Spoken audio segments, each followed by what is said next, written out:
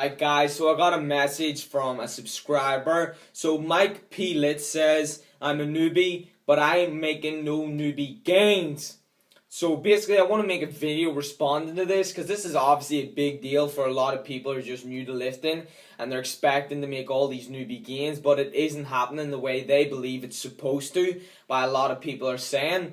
So first of all I'm going to say is yes, newbies will make a lot of great gains, but there's only if you apply these reasons that I put inside of this video. So you must watch the full video to get the results and also find out why you may not be getting these results that you are expecting to make. So first of all, the main reasons that a lot of newbies don't make these crazy newbie gains is first of all, you don't have any experience. You know, if you don't have any experience in lifting, then you can't really apply all these methods that are going to get you great gains in the gym. You know, only after experience you will find what exercises really target the muscles you want to hit, what sort of chest exercises really get you the peak contractions, what exercise you actually enjoy doing and want to progress upon.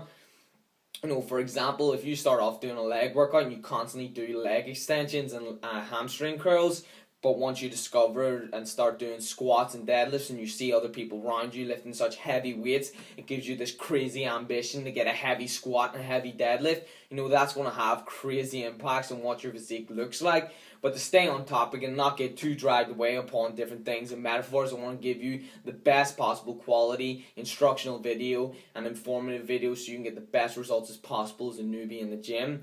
Second of all, a lot of people who start lifting weights have really poor programming, meaning that they have a really bad training split, a really bad workout plan. Some of you don't even have one. So, you know, big examples would be, first of all, you're following some shitty workout that you found on the internet, maybe on a forum or something that a person's using that you don't really understand, and their programming might not even be that good, and you may be following things the wrong way, such as exercises that you haven't even heard of. You know, you might hear of something like a decline chest fly. You know, if you're a newbie who's just started lifting, like, you're going to have to guess what that is. You know, some people don't even know what a fly is and stuff like that. Now, obviously, if you're a lifter and you've been lifting for a long time, you're going to be like, how the fuck does someone not know what a decline fly is? You know, you can figure it out.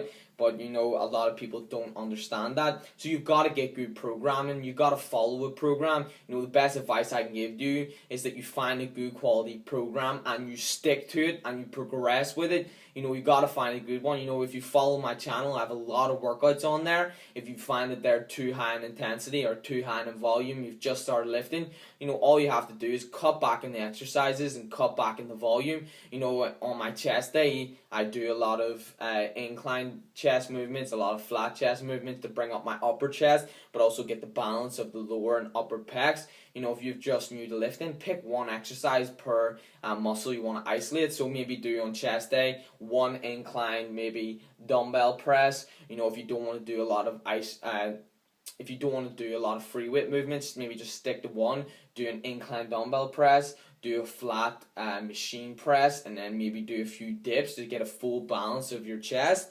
And also just throw in 3 different exercises. So if you do those 3 exercises and do 4 sets of 10 reps, you know you're going to get good results by doing those exercises alone. But the main thing you need to do after that is progress upon those. And, you know, you can't just do 4 sets of 10 body weight dips and see if you do that for a fucking year. You're going to look exactly the same way you looked whenever you first started doing those 4 sets of 10. You've got to progress, but that's a different point later on in the video. The third thing, now this, obviously you have to stick to good nutrition.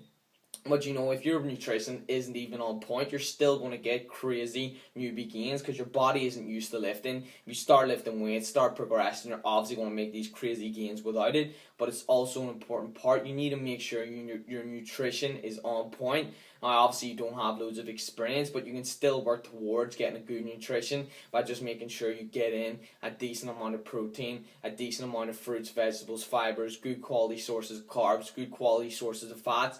You know, start making bodybuilding meals. Obviously, you may have no fucking clue like how to bulk, how to cut, what your macronutrients are that you need to either perform each of these. But if you back to game time, because you know how I get down.